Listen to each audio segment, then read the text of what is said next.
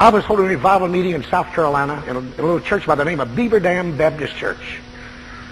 On a Thursday night, I preached. I do not remember what it was. It wasn't this sermon. And the church had three little sections in it, just like this, right these three sections here. And when I started giving the invitation, on the back row, on the back seat, I saw a young man stand up on the seat part, and that put his head and shoulders above everybody else. And we were giving the invitation.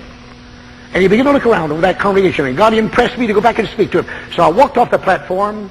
We had 20 or 25 people to come forward. And I walked off the platform, and I was right in front of him before he ever knew that I was coming down the aisle. I looked up in his face, and I said, "Young man, are you saved? Do you know Jesus?" And before I could get any further, he said, "No, I'm not saved." He said, "For your information, J. Harold Smith, we did not come here to hear you preach tonight. We came here to pick up a couple of girls to go to a dance, and as soon as we can locate them, you can have our space." God is my witness, as kindly as I could say it. I said, "Son, I really believe the Holy Ghost impressed me to come back," and that's as far as I got. He said, "I told you, sir, that I did not come here to hear you preach. I told you that I didn't want to be saved.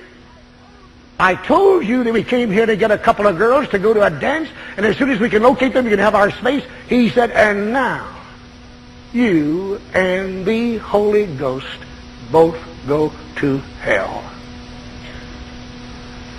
In all of my ministry, till this very night, when I just repeat that, cold chills run over my body.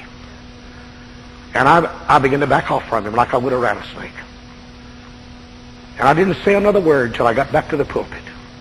I said, "Folk, I do not know who that young man is standing on that pew, but he just stepped over God's deadline. He just blasphemed against God's Spirit, and God signed his death warrant, and God's going to kill him." He pulled up his hands and shoulders just like this and out loud said, "Oh, yeah?" I made no response. He got those two girls, drove about 5 miles to that dance hall.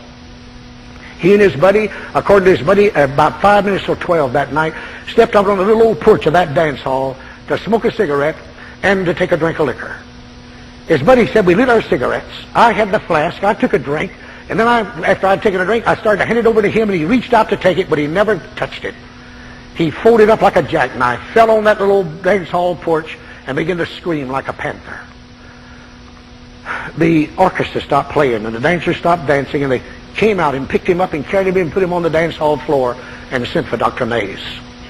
Dr. Mays said he got to that dance hall about 1:15 a.m. He said when he walked in and saw that boy lying on the floor, he was aware of two things simultaneously. Number one, there was a boy that was sitting or standing on that pew back of him in the service that night. And he said before I ever touched him, I knew he was a corpse.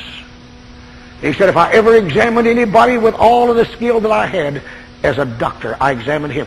And I finally wrote on the death certificate, the cause of death unknown. He said if I'd have put on there, preacher, what I know I'd have put on there, I'd have put on there, God